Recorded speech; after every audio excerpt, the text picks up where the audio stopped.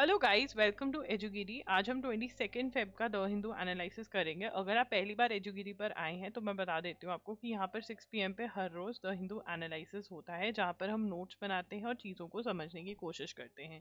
ये हर एग्जाम के लिए जिसमें करंट अफेयर्स हैं बहुत ज़्यादा हेल्पफुल रहती है उसके लिए। अगर आपके कोई भी डाउट्स हैं आप कॉमेंट सेक्शन में से पूछ सकते हैं। चलिए स्टार्ट करते हैं आज का session. US election aid allegations deeply troubling says MEA.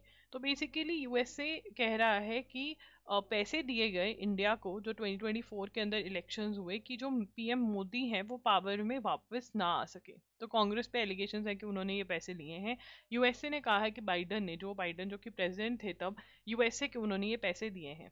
ठीक है ना। तो मिनिस्ट्री ऑफ एक्सटर्नल अफेयर्स इसके ऊपर रिसर्च करी है। वो कह रहे हैं कि जो $21 मिलियन की जो फंडिंग आई है, जिसमें ये कहा जा रहा है कि ये इंडिया को नहीं बांग्लादेश को आई है, ये कांग्रेस वाले कह रहे हैं, ये बिल्कुल भी सच नहीं है।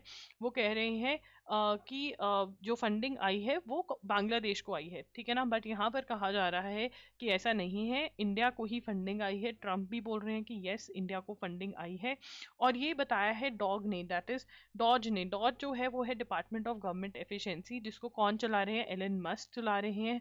ट्रंप ने इनको बिठाया है इस डिपार्टमेंट के ऊपर कि जितनी भी कॉस्ट कटिंग यूएसए के लिए आप कर सकें वो करें। और उसके अंदर पता चला है कि ये पैसा जो है यूएसए डाल रहा था इंडिया के अंदर ताकि पीएम मोदी जो है, ताकि बीजेपी पावर में ना आ पाए। एंड अगर ये सच है तो ये बहुत ही बड़ी बात है। तो देखते हैं आने वाले टाइम में क्या होता है, बट अभी के लिए ये बोला जा रहा है।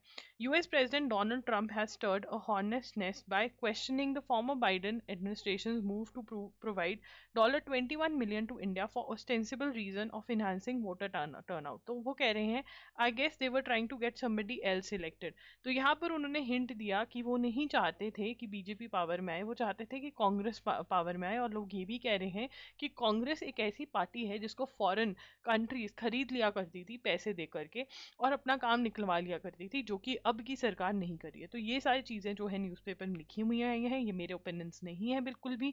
ये जो है अलग अलग न्यूज़पेपर की ओपिनियंस है।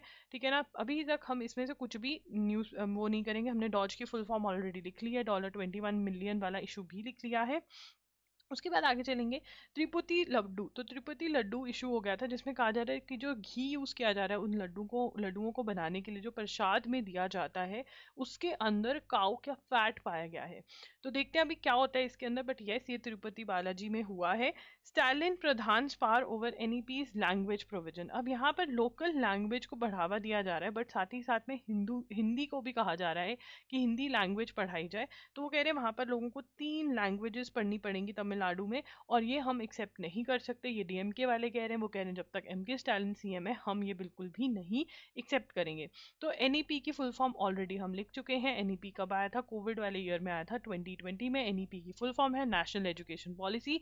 एनईपी से रेवोल्यूशन लेकर आने की कोशिश करी गई है, रिफॉर्म्स लेकर आने की कोशिश करी गई है। कौन से सेक्टर में? एजुकेशन। नेशनल, एन से नेशनल है, ई से एजुकेशन है और पी से पॉलिसी है। ठीक है, ये भी हम नोट कर चुके हैं। The Uttarakhand government told the high court on Friday. अब यहाँ पर यूसीसी जो है, जिसके बारे में हम बहुत ही डिटेल में बार बार बात कर चुके हैं। सबसे पहली चीज, उत्तराखंड ने यूसीसी एप्लीकेबल कर दिया है और लिव इन रिलेशनशिप्स का जो रजिस्ट्रेशन है वो कंपलसरी है। तो यहाँ पर बोला जा रहा है कि यूसीसी के अंडर लिव इन रिलेशनशिप जो रजिस्ट्रेशन कंपलसरी कर दी गई है, उसके अंदर आधार और कुछ और इन्फॉर्मेशन मांगी जा रही है। तो यहाँ पे स्टेट गवर्नमेंट कोर्ट में बोल रही है कि भाई हम प्रिवेसी वायलेट नहीं कर रहे हैं, हम पर्सनल डिटेल्स जो हैं वो not to record anyone's personal detail. Aadhaar की हम इसलिए नहीं मांग रहे, हमारा रीजन कुछ और है जो हम बताएंगे। हाईकोर्ट कह रहा है बताओ, जब बताएंगे तो मैं आपको बता दूंगी। तो ये भी नोट करने वाला नहीं है। ये ऑलरेडी यूसीसी, उत्तराखंड यूसीसी क्या है, यूसीसी की बात कहाँ पर हो चुकी है, directive principle of fundamental rights में क्या डिफरेंस है, ये हम ऑलरेडी कर चुके हैं। अगर आपने वो डे का मिस किया है तो कॉमेंट्स में आप पूछ सकते हैं, कोई ना कोई आपको बता देगा नोट्स देखकर कि कहाँ पर बात हुई थी, वहां जाके आप देख सकते हैं। उसके बाद बात हो रही है लोकपाल की रूलिंग की। तो लोकपाल की रूलिंग ये थी कि हाईकोर्ट जजेस जो हैं वो लोकपाल के अंडर आते हैं। लोकपाल क्या है इसको पहले हम समझेंगे। लोकपाल जो है वो देखता है अगर किसी ने करप्शन करी, किसी गवर्नमेंट ऑफिशियल ने करप्शन करी और लोकपाल पे कंप्लेंट आती है कि भाई इसने ये किया है, तो लोकपाल उसको इन्वेस्टिगेट करती है। अब बात आती है बड़े बड़े ऑफिसर्स की, जैसे कि हाई कोर्ट जजेस। अब हाई कोर्ट जजेस के अगेंस्ट क्या लोकपाल एक्शन ले सकता है? लोकपाल कह रहे हैं कि बिल्कुल हम हाई कोर्ट जजेस के अगेंस्ट एक्शन ले सकते हैं। क्यों ले सकते हैं हाई कोर्ट जजेस के अगेंस्ट एक्शन? क्योंकि हाई कोर्ट जजेस जो हैं वो स्टैचू से बने हैं। स्टैचू, स्टैचू क्या होता है? What is the term statue? Statue मतलब एक्ट। एक्ट क्या होता है? मतलब लॉ, ठीक है ना, जो पार्लियामेंट ने बनाया है, जो स्टेट लेजिस्लेचर्स ने बनाया एक्ट, ठीक है, वो कह रहे हैं कि स्टैचू ने बनाया है हाई कोर्ट्स को। और सुप्रीम कोर्ट बना है कॉन्स्टिट्यूशन के अंडर। कॉन्स्टिट्यूशन ने बोला कि सुप्रीम कोर्ट होगा, बट जो हाई कोर्ट्स हैं जो स्टेट के हैं वो बने हैं स्टैचू के थ्रू, वो बने हैं एक्ट्स के थ्रू, और इसीलिए लोकपाल के अंडर वो आता है। तो इसको पढ़ लेते हैं एक बार। तो Lokpal ruling that high court जजेस are amenable to its jurisdiction and the supreme court order staying it. तो यहाँ पर लोकपाल क्या कह रहा है कि हाई कोर्ट जजेस जो हैं वो मेरे अंडर आते हैं, सुप्रीम कोर्ट ने ये ऑर्डर स्टे कर दिया कि नहीं तुम्हारे अंडर नहीं आते हैं, ठीक है। Motion raise more than one mere question of law. The issue concerns both the independence of judiciary and accountability. अब जुडिशरी अकाउंटेबिलिटी भी अकाउंटेबल भी होनी चाहिए, इंडिपेंडेंट भी होनी चाहिए। सुप्रीम कोर्ट कह रही है कि अगर लोकपाल के अंडर आ जाएंगे तो जुडिशरी की इंडिपेंडेंस को खतरा हो जाएगा। बट ऐसी जुडिशरी की इंडिपेंडेंस को हमने क्या करना जहां पर जजेस पैसे लेके जजमेंट दे रहे हैं। That the court, government, law officers and senior advocate found the Lokpal decision disturbing is understandable, as many believe that judicial independence will be undermined if judges of constitutional courts are made answerable to Lokpal, even though they fall under the definition of public servant. तो यहाँ पर हमें चीजें लिखनी है। तो यहाँ पे सबसे पहले लिखेंगे Lokpal ruling that high court जजेस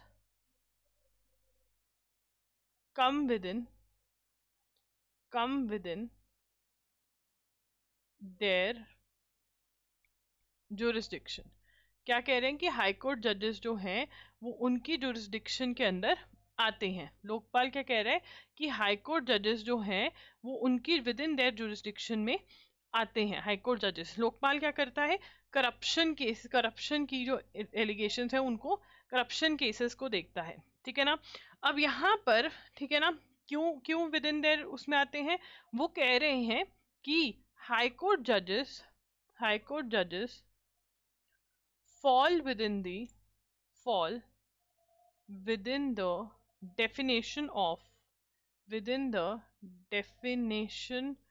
of public servant under Prevention of Corruption Act, ठीक है ना। अब वो क्या कह रहे हैं कि प्रिवेंशन ऑफ करप्शन एक्ट में जो पब्लिक सर्वेंट की डेफिनेशन है उसके अंडर हाईकोर्ट जजेस फॉल करते हैं। देयरफॉर लोकपाल जो है, अगर कोई कहता है कि इन्होंने हाईकोर्ट जजेस ने करप्शन करी है तो लोकपाल ये केस देख सकता है, ठीक है ना। अब यहाँ पर जो है, अब यहाँ पर लोकपाल को हेड कौन कर रहे हैं, ठीक है ना। ये अब हम एक डब्बा बना लेंगे क्योंकि एक अलग से स्टोरी के लाइन से हम थोड़ी दूर जा रहे हैं। लोकपाल हेड कौन कर रहे हैं? लोकपाल हेड कौन कर रहे हैं? AM Khanwilkar, AM PM Khanwilkar, ठीक है ना। अब यहाँ पर वो क्या कह रहे हैं कि क्यों आता है?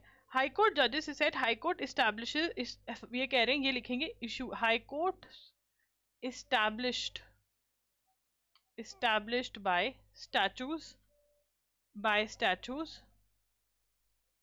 creating the respective states were statutory bodies। statutory bodies मतलब स्टैचू के अंदर बनाया गया है statutory bodies। तो therefore वो कह रहे हैं कि क्योंकि ये स्टैचू है तो ये एंड देयर जजेस were persons within meaning of section 14। तो वो कह रहे हैं लोकपाल एक्ट की डेफिनेशन के अंदर ये सही बैठते हैं हाई कोर्ट जजेस जो हैं। और whereas supreme court is a constitutional body, supreme court is a constitutional body, और सुप्रीम कोर्ट क्योंकि कॉन्स्टिट्यूशनल बॉडी है ये लोकपाल के एम्बिट में नहीं आता। लोकपाल सुप्रीम कोर्ट जज के अगेंस्ट कुछ नहीं सुनेगा करप्शन केसेस। तो अब यहाँ पर फिर करप्शन केसेस के अंदर अगर कोई जज जो है वो पैसे लेके बैठ जाता है तो फिर मजे हैं कि ले लिए पैसे, हम जज हैं, क्या ये लीगल है? The matter is now dealt with by the court through an in-house procedure। in-house procedure है, ठीक है, in-house procedure है।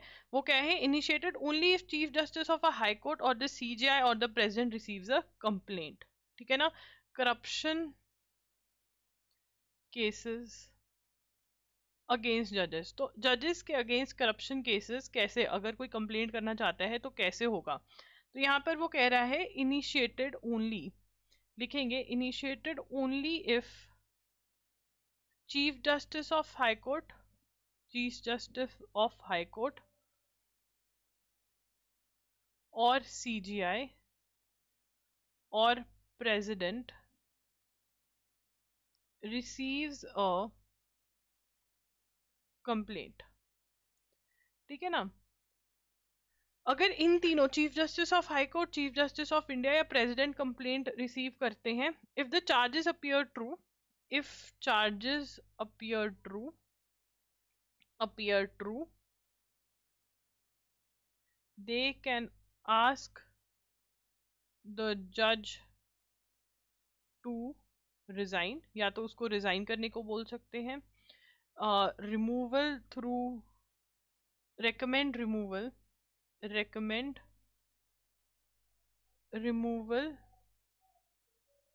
through parliament, denying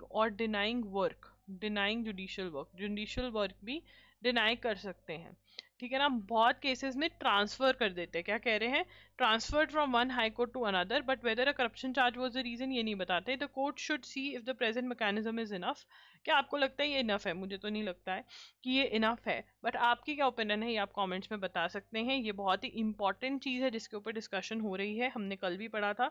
अब यहाँ पे converting court case backlogs into treasure troves, ठीक है ना, कि जो पेंडिंग केसेस है इंडिया में उनका क्या कर सकते हैं। पेंडिंग केसेस का इशू बहुत ही बड़ा है, ठीक है ना? तो इसमें पढ़ते हैं, every chief justice of India coming into office has a spectre of legal system backlog haunting him और हर। वो कह रहे हैं जो भी चीफ जस्टिस ऑफ इंडिया बन रहा है उसको एक ही बहुत बड़ी चीज है कि 82,000 केसेस जो है सुप्रीम कोर्ट पे पेंडिंग है और हाई कोर्ट में 62 लाख केसेस पेंडिंग है, और नीचे वाले कोर्ट में तो हमें पता ही नहीं कि कितने 5 करोड़ केसेस नीचे वाले कोर्ट्स में पेंडिंग है। अब इन पेंडिंग केसेस का क्या किया जाए? It is not that our जजेस आर नॉट हार्ड वर्किंग। वो कह रहे हैं ऐसा नहीं है कि जजेस हार्ड वर्किंग नहीं है, मैं डाउट करती हूँ, बहुत सारे जजेस हार्ड वर्किंग है, बट बहुत नहीं भी हैं, वो जजमेंट ही नहीं देते, वो एडजर्नमेंट देते रहते मजे के लिए। बहुत सारे जजेस आपको कोर्ट्स में ऐसे दिखेंगे जो डिसीजन देकर राजी नहीं है, बड़े आराम से एडजर्नमेंट दे देते हैं, मतलब अगली डेट दे देते हैं, उनको कोई फर्क नहीं पड़ रहा है, वो मस्त जिंदगी जी रहे हैं। बट हाँ, बहुत सारे जजेस ऐसे भी हैं जो पेन लेते हैं, जो केसेस को सॉल्व करने में पूरा पूरा इंटरेस्ट रखते हैं, ठीक है ना? But we are a country with vast population. वो कह रहे हैं हमारी पॉपुलेशन बहुत ज्यादा है, 21 जजेस फॉर एवरी मिलियन सिटीजन्स। वो कह रहे हैं 21 जजेस हैं। अगर हम जजेस टू पॉपुलेशन रेशियो देखें, अगर कोई एनएल सैट के लिए प्रिपेयर कर रहा है तो ये वाला टॉपिक के लिए ये वाली पॉइंट जो है बहुत ही बढ़िया है, इसको आप नोट कर सकते हैं। And we rely on the adversarial system which means that virtually every case sees multiple interim application doing his passage. तो वो कह रहे हैं कि बहुत सारे एप्लीकेशन लगते रहते हैं, केस को डिले करने के लिए बहुत कुछ किया जाता है, ठीक है ना? मीडिएशन जो है वो होती है, बट इतना ज़्यादा कुछ हो नहीं पा रहा है उससे, मीडिएशन से, ठीक है? तो ये सब है, ये एनएल सार्ट वालों के लिए बहुत ज़्यादा इंपॉर्टेंट है, वो करें, बट एमसीक्यू क्वेश्चन कोई नहीं बनेगा इसके अंदर से। अब यूजीसी के जो वाइस चांसलर अपॉइंटमेंट वाला इशू देखते हैं।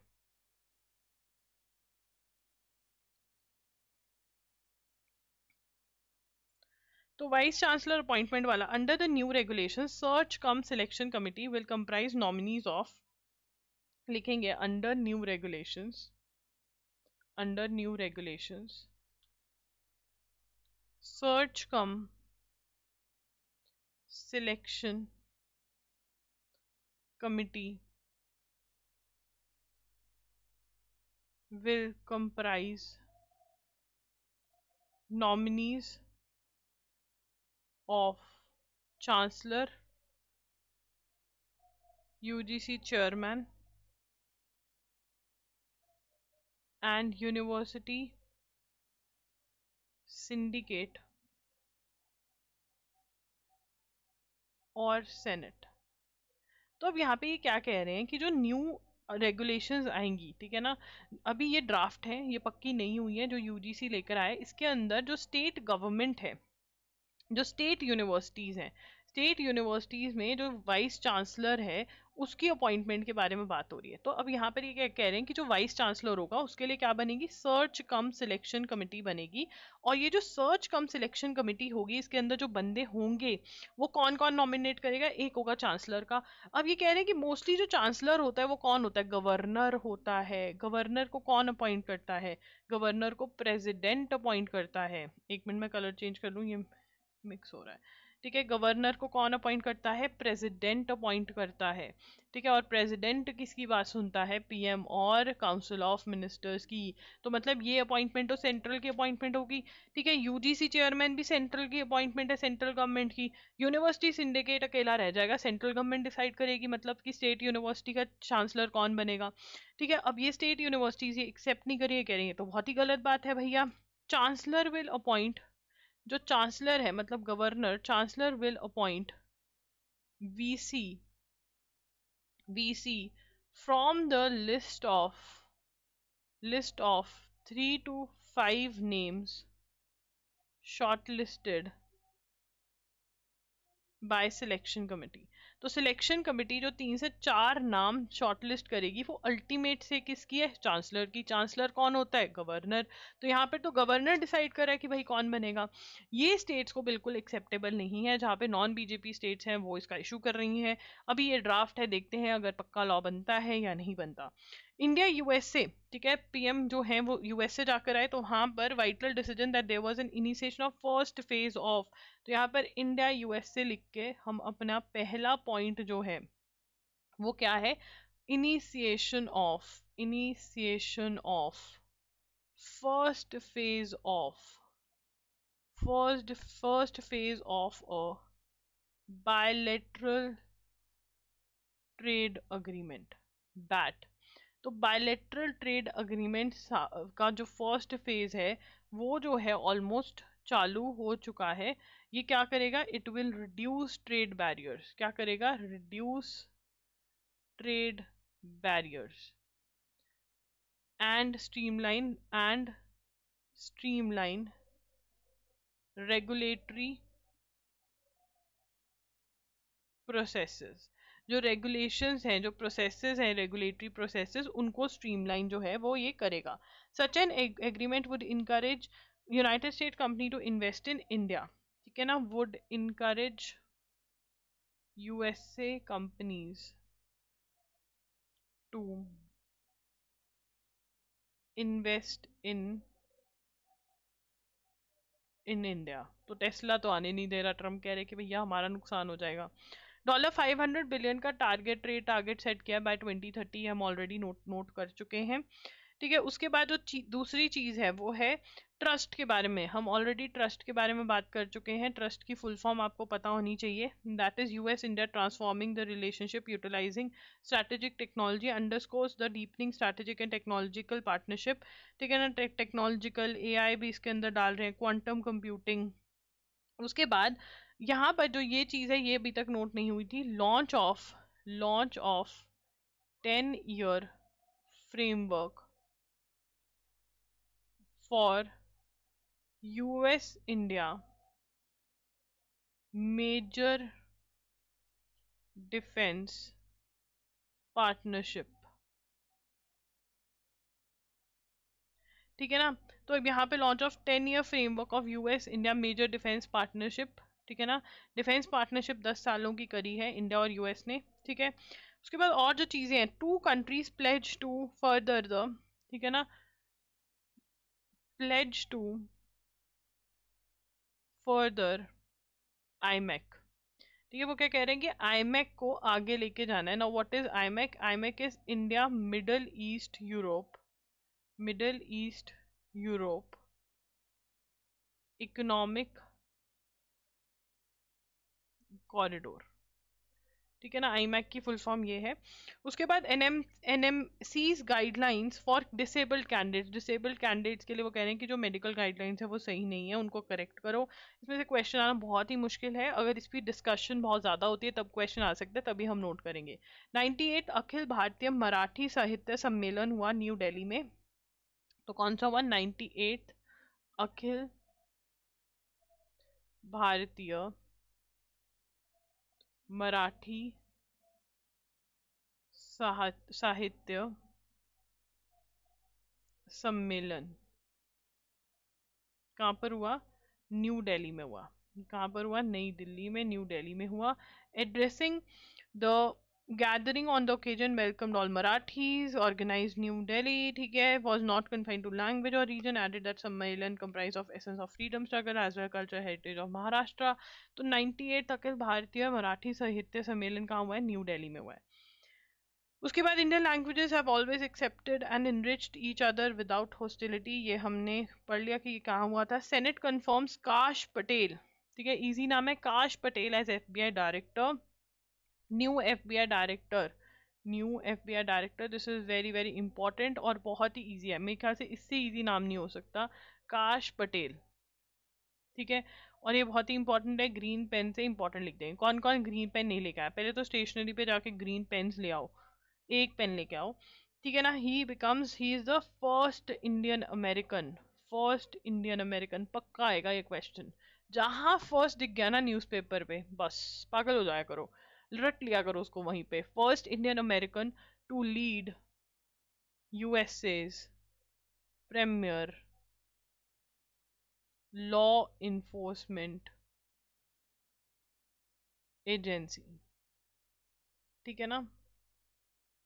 लॉ इन्फोर्समेंट एजेंसी, जो FBI क्या है? लॉ इन्फोर्समेंट एजेंसी है। अब तुम्हें एक मेरा काम करना है, इसका जो फुल फॉर्म है वो लिख देना, ठीक है, अपने नोट्स में, इतना काम तो कर सकते हो।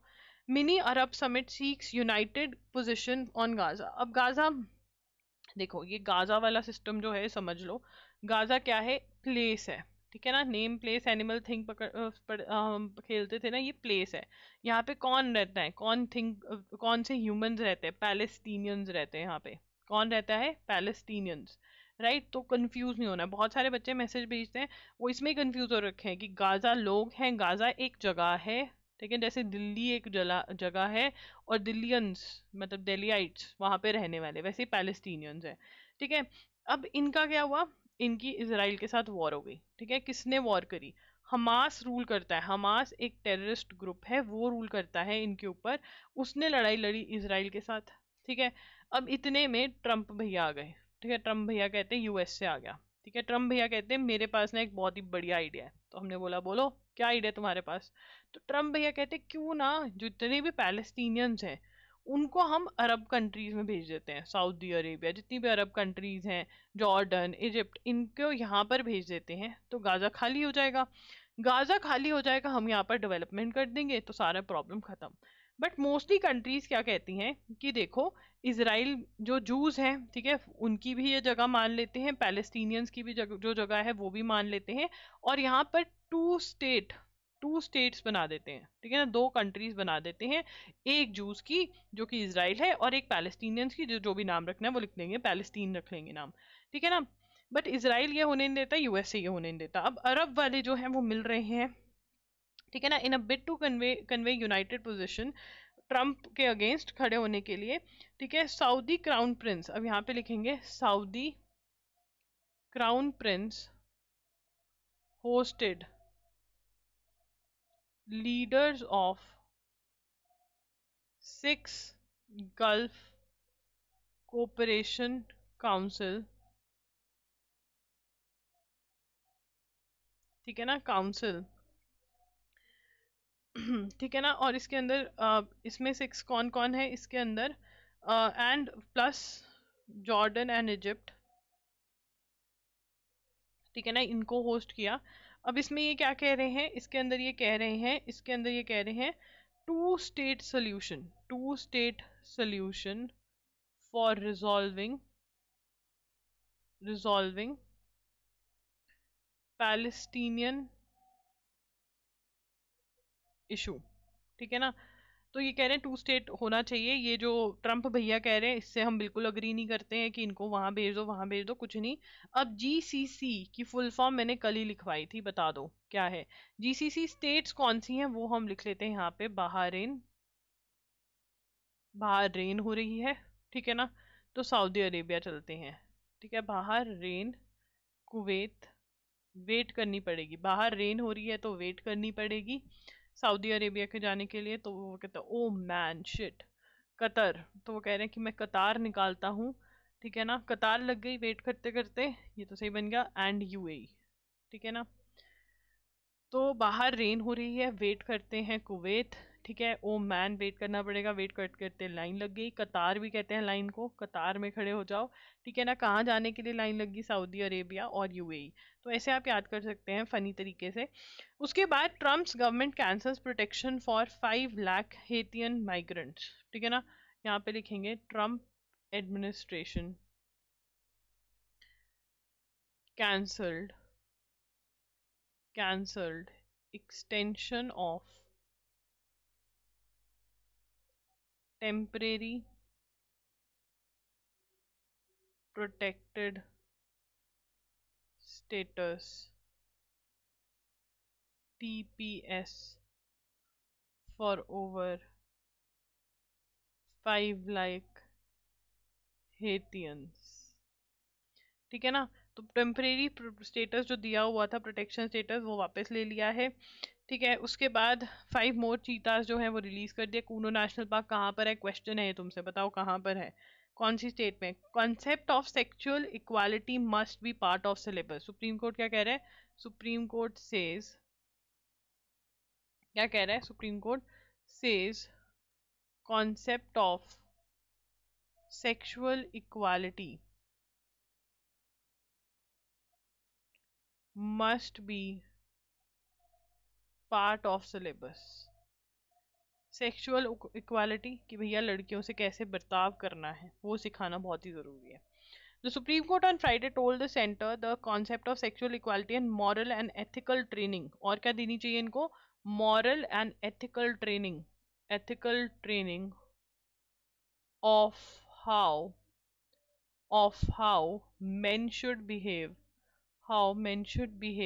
with women, मेरे को ऐसा लगता है कि दोनों को सिखाना चाहिए, मेन और वुमेन को, कि रिस्पेक्टफुली कैसे बिहेव करना है, क्योंकि घर पे तो चीजें सही नहीं है। Respectfully must become part of syllabus. वो कह रहे हैं कि अगर रेप कम करने हैं तो हमें बताना पड़ेगा भैया बंदों को कि बंदियों से कैसे बिहेव करना है। एटिकेट्स का हमें पार्ट ऑफ करिकुलम बनाना पड़ेगा। कुछ स्कूलों में पार्ट है बट वहाँ पे क्लासेस नहीं दी जाती है। मैथ वाली टीचर आ जाती है, अरे मेरा सिलेबस पढ़ा है तू छोड़, मैं अपना सिलेबस कंप्लीट कर लूँ। वो कह रहे हैं ऐसा नहीं होना चाहिए, ठीक है। मेजर रीजन ऑफ रेप क्या है, मेजर रीजन ऑफ रेप वो बता रहे हैं कि क्या है, लैक ऑफ एजुकेशन। ये तो मैं भी मानती हूँ कि अगर बंदों को पता ही नहीं होता कि अच्छा ये भी होता है, कभी कभी हमें इन्फॉर्मेशन देनी पड़ती है और वो देनी बहुत ज़रूरी है। और रिस्पेक्ट जो है सिर्फ बंदों को सिखाने की जरूरत है, बंदियों को भी इक्वली सिखानी चाहिए, दोनों को ही अच्छा इंसान बनाने की कोशिश करनी चाहिए। ED imposes penalty of enforcement directorate. Enforcement directorate किसके पीछे आता है, उसके पीछे आता है जिसने इलीगली पैसे कमाए हैं। तो ED issued adjudication order levying penalty of over rupees 3.44 crore on BBC World Service, that is WS India, ठीक है ना। पेनल्टी लगा रहे हैं उसके ऊपर on BBC world service India. क्यों लगा रहे हैं, क्योंकि इन्होंने ना फॉरेन जो इन्वेस्टमेंट का रूल होता है वो नहीं फॉलो किया, ठीक है ना। Did not follow FDI, that is foreign investment का जो रूल होता है, एफडीआई रूल्स ऑफ इंडिया, ठीक है ना। इनकी 100% एफडीआई, पूरा इन्वेस्टमेंट बाहर का है, 100% एफडीआई कंपनी है, ठीक है ना। रूल्स से 26% एफडीआई हो सकती है, उसके बाद इंडियन इन्वेस्टमेंट आपको चाहिए। फॉरेन इन्वेस्टमेंट जो है वो 26% ही हो सकती है इस एरिया में जिसमें ये काम करें, इससे ज़्यादा नहीं। तो इसी वजह से इनके अगेंस्ट एक्शन लिया जा रहा है। तो आप loggery.in पर जा सकते हैं, वहाँ पर मॉक टेस्ट मिल रहे हैं MHCT 3 years 5 years के, वो आप खरीद सकते हैं। CUT UG PG के, पंजाब यूनिवर्सिटी 3 years 5 years के, JMI के, अलीगढ़ मुस्लिम यूनिवर्सिटी के, TS लॉ CET 5 years के, ये सारे मॉक टेस्ट अवेलेबल हैं। दैट टू आपको इनके साथ MCQs बिल्कुल फ्री ऑफ कॉस्ट मिल रहे हैं। जून 2024 से लेकर के मंथ ऑफ एग्जाम 2025 के MCQs करंट अफेयर्स बिल्कुल फ्री ऑफ कॉस्ट मिल रहे हैं। करंट अफेयर्स की कंपाइलेशंस आप वीडियो लेक्चर्स खरीद सकते हैं। जनवरी 2025 का पार्ट 1 और पार्ट 2 डल चुका है। बंडल्स में इन्वेस्ट कर सकते हैं जिसमें आपका बहुत पैसा बच जाएगा, ठीक है। और MCQs भी अवेलेबल है। एंड यस, जनवरी का जो फर्स्ट टेस्ट है वो डल गया, टेस्ट 1 डल गया है, टेस्ट 2 3 भी डल जाएंगे, उस पर काम चल रहा है। Thank you for watching the video, bye bye, take care. And yes, आज का जो क्वेश्चन है आपका वो एक तो ये GCC की फुल फॉर्म क्या है, GCC की फुल फॉर्म क्या है, ठीक है। और क्या GCC का पार्ट बहारेन पार्ट है, बहारेन पार्ट है GCC का, ये बताओ मुझे। बहारेन और कुवैत पार्ट है या नहीं, यस और नो भी लिख के जाना, ठीक है। Bye bye, take care, thank you for watching. Video कैसी लगी कमेंट्स में ज़रूर बताना।